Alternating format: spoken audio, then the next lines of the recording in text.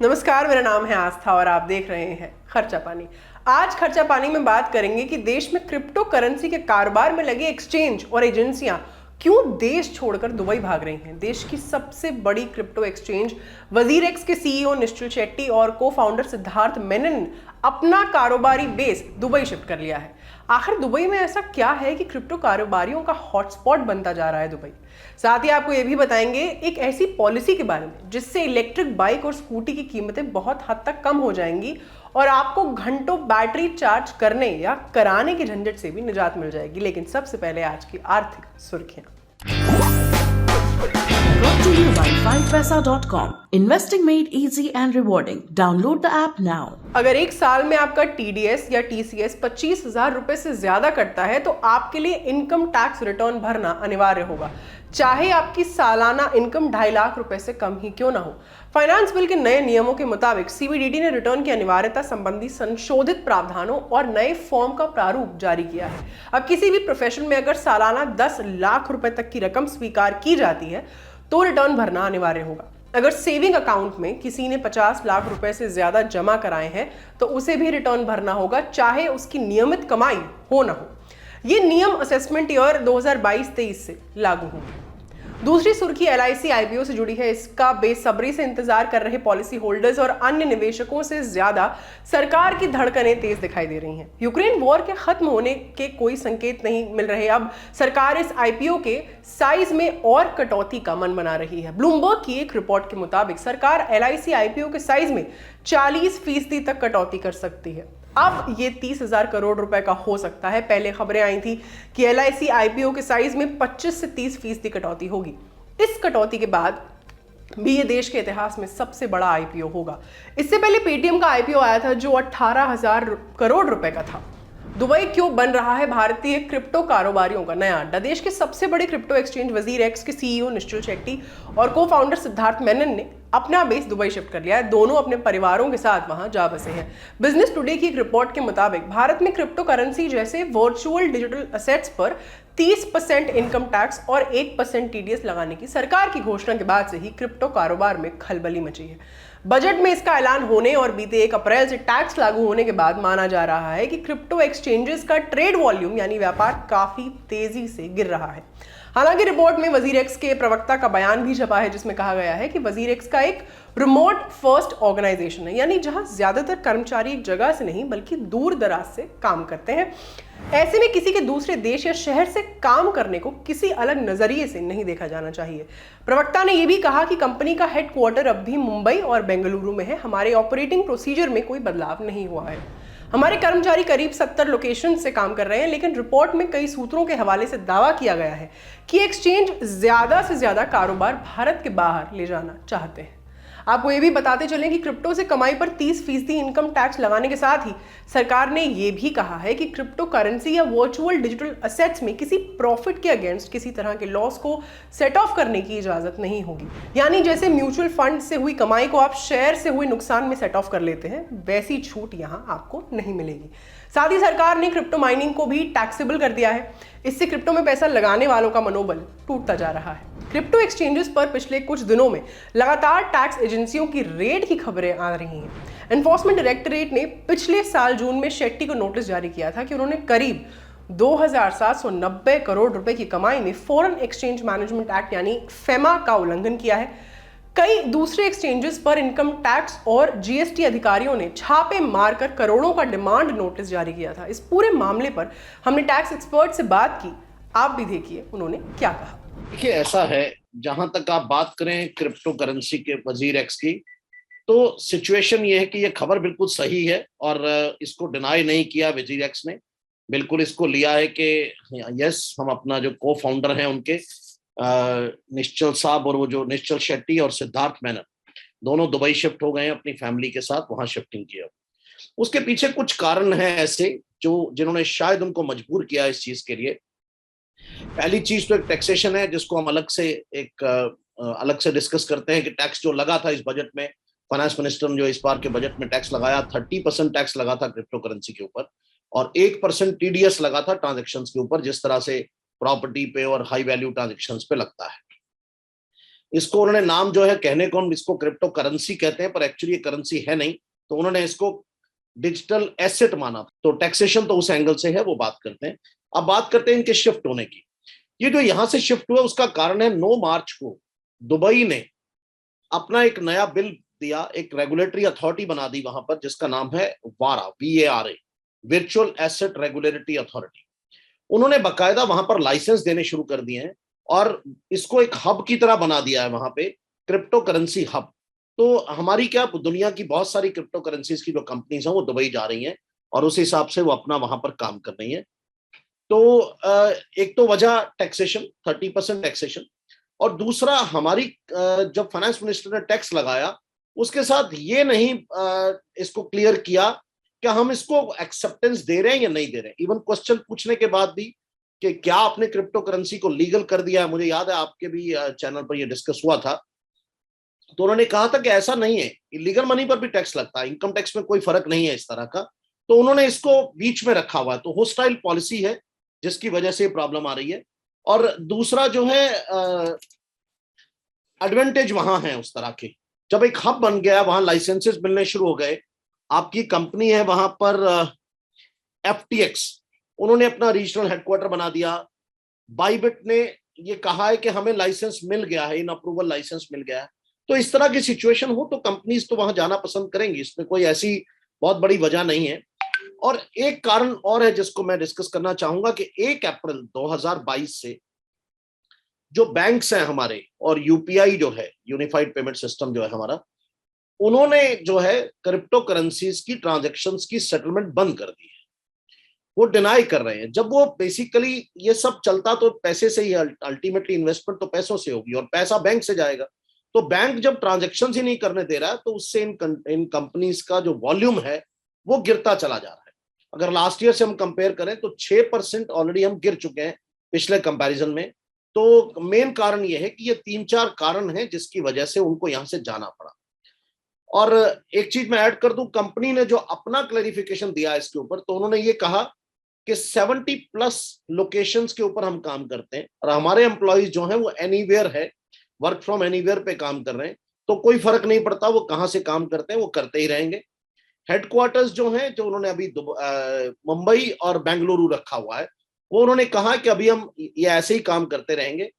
तो कहीं ना कहीं सरकार को ये सोचना होगा कि कैसे इनको रेगुलेट किया जाए और जो टैक्सेशन हम लगा रहे हैं वो मिले भी हमें, क्योंकि दुबई में तो इनकम टैक्स है नहीं, तो उनको तो फायदा ये है कि वहां रेगुलेट भी हो गए और आपको टैक्स भी नहीं लगेगा। और दुबई से पूरी दुनिया के अंदर क्रिप्टो करेंसी जो इलीगल मेथड्स के साथ भी चल रहा है तो वो भी फैल जाएगा, जिसका डर हर दुनिया के हर देश को है कि कहीं ऐसा ना हो कि ये इलीगल मोड कन्वर्ट हो जाए और कंट्रीज के भी हाथों से निकल जाए।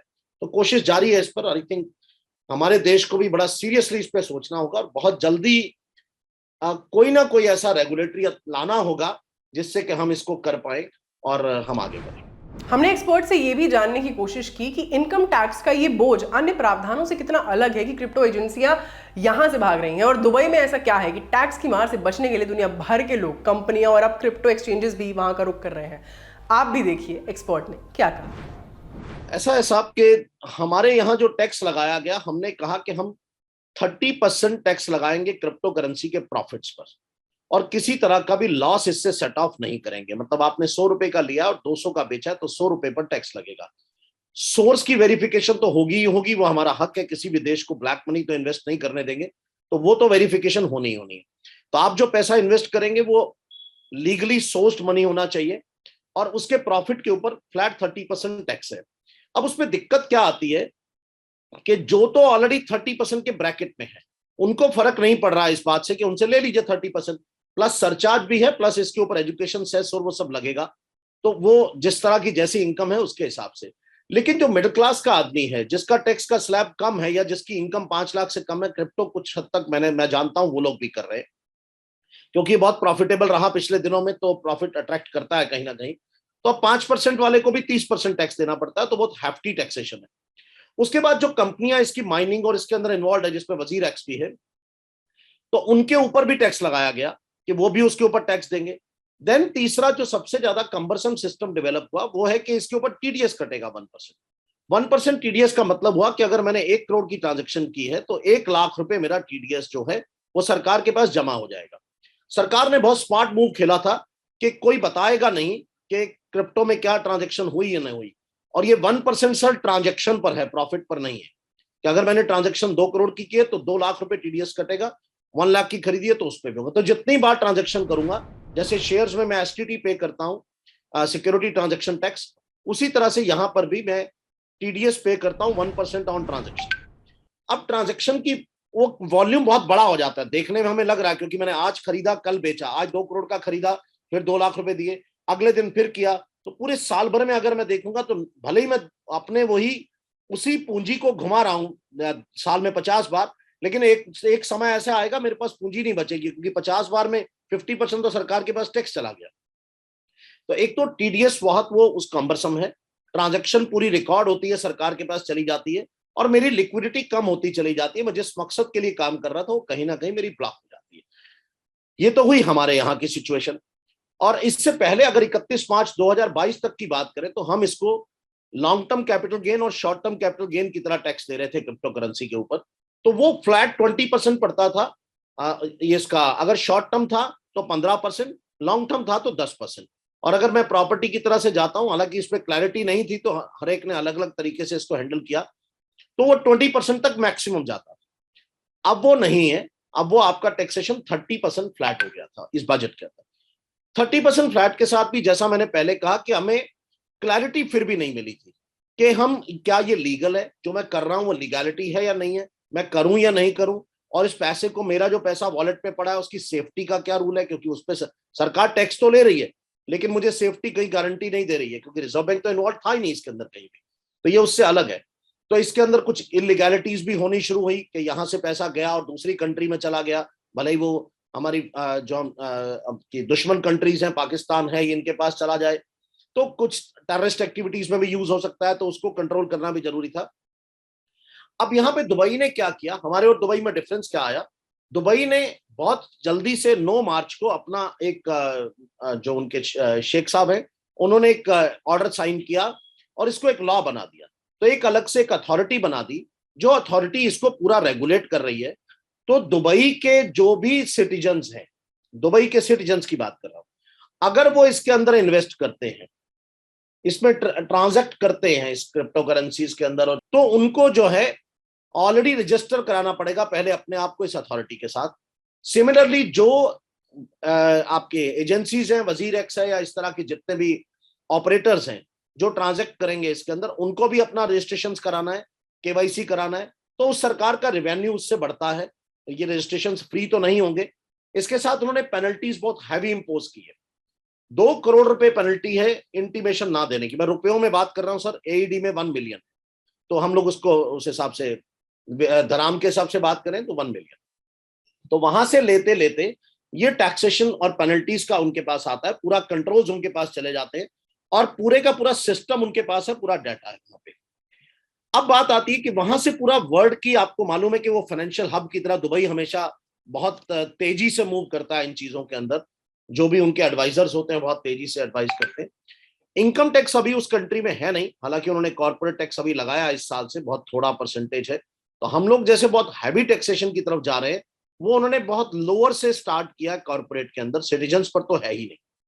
तो टैक्सेशन है नहीं, सिर्फ रेगुलेशंस हो गए उनके पास। अब वो जो भी करेंगे वो लीगलाइज्ड होगा। तो इन सब फायदों को देखते हुए एक्चुअली कंपनीज ने अपना बेस बदला है। और अब देखते हैं हमारी सरकार इस पर जल्दी से कोई मूव लेके आती है, और अगर कोई ऐसा आरबीआई से, रेगुलेटरी अथॉरिटी से हमारे पास कुछ जल्दी देखने को मिले तो कोई मुझे हैरानी नहीं होगी, क्योंकि मैं इंतजार कर रहा हूं उस चीज की कि जल्दी आने वाला होगा। तो दुबई इस वक्त क्रिप्टो हब बन गया है। पूरी दुनिया की कंपनियां अपनी रीजनल हेडक्वार्टर वहां खोल रही हैं एशियन के लिए। तो लेट अस सी क्या रहता है साहब। अब आते हैं आज के दूसरे मुद्दे पर। कैसा हो अगर आपकी इलेक्ट्रिक बाइक की बैटरी बीच रास्ते में डिस्चार्ज हो जाए और आपको वहीं कहीं ये सुविधा मिले कि आप वो बैटरी गाड़ी से निकालकर दूसरी चार्ज बैटरी लगा लें। जैसे राह चलते आप पेट्रोल पंप पर तेल भराते हैं, वैसे ही आपको जगह जगह बैटरी स्वैपिंग सेंटर्स मिल जाए। ऐसा जल्द हो सकता है। यही नहीं, गाड़ी की बैटरी और चार्जिंग को लेकर आपको कई सहूलियतें मिल सकती हैं अगर सरकार की बैटरी स्वैपिंग पॉलिसी रंग लाती है तो। नीति आयोग ने कल बैटरी स्वैपिंग पॉलिसी का ड्राफ्ट जारी किया। फिलहाल ये इलेक्ट्रिक स्कूटर और तिपहिया इलेक्ट्रिक रिक्शा बैटरी के लिए है। पॉलिसी का ऐलान वित्त मंत्री निर्मला सीतारमण ने इस साल के बजट में किया था। ड्राफ्ट पॉलिसी के मुताबिक पहले चरण में बैटरी स्वैपिंग नेटवर्क के विकास को लेकर 40 लाख से अधिक आबादी वाले सभी शहरों को शामिल किया जाएगा। बैटरी स्वैपिंग वाले वाहनों को बिना बैटरी के बेचा जाएगा और बिना बैटरी वाहनों की रजिस्ट्री भी हो सकेगी। इससे गाड़ियों की कीमतें तो कम होंगी ही, ग्राहकों को ये छूट होगी कि वे अपनी मर्जी की बैटरी लगवा सकें। पॉलिसी में ईवी बैटरी और इसके कल पुर्जों पर जीएसटी की दरें घटाने की सिफारिश भी की गई थी। फिलहाल इलेक्ट्रिक गाड़ियों पर तो 5% जीएसटी है, लेकिन बैटरी और कल पुर्जों पर 18%। बैटरी स्वैपिंग वाले वाहनों को बिना बैटरी के बेचा जाएगा और बिना बैटरी वाहनों की रजिस्ट्री भी हो सकेगी। इससे गाड़ियों की कीमतें तो कम होंगी ही, ग्राहकों को ये छूट होगी कि वे अपनी मर्जी की बैटरी लगवा सके। पॉलिसी में ईवी बैटरी और इसके कलपुर्जों पर जीएसटी की दरें घटाने की सिफारिश भी की गई है। फिलहाल इलेक्ट्रिक गाड़ियों पर तो 5% जीएसटी है, लेकिन बैटरी और कलपुर्जों पर 18%। बैटरी स्वैपिंग स्टेशन लगाने के लिए भी कई सहूलियतों का ऐलान किया गया है। कोई भी व्यक्ति, संस्था या कंपनी किसी भी लोकेशन पर बैटरी स्वैपिंग स्टेशन लगा सकेंगे, लेकिन इसके लिए जरूरी है कि निर्धारित तकनीकी सुरक्षा और प्रदर्शन मानकों का पालन किया जाए। पॉलिसी के मुताबिक बैटरी एक सर्विस होगी, इसकी इंटरऑपरेबिलिटी सुनिश्चित की जाएगी, यानी एक बाइक की बैटरी दूसरे में लग सके। बैटरियों के ब्रांड्स अलग हो सकते हैं, लेकिन तय माप के मुताबिक वे गाड़ी विशेष में निश्चित रूप से फिट हो सके। इस पॉलिसी पर स्टेक होल्डर्स और आम जनता से 5 जून तक सुझाव मांगे गए हैं। पॉलिसी के तहत बैटरी स्वैपिंग की व्यवस्था सफल रही तो जल्द ही इसे कारों और अन्य 4 पहिया गाड़ियों पर भी लागू किया जाएगा। तो ये था आज का खर्चा पानी जो आपके लिए लिखा था हमारे साथी प्रमोद ने। ये एपिसोड आपको कैसा लगा हमें कमेंट बॉक्स में जरूर लिखकर बताइए। अपना ख्याल रखिए और देखते रहिए द लल्लन टॉक। नमस्कार।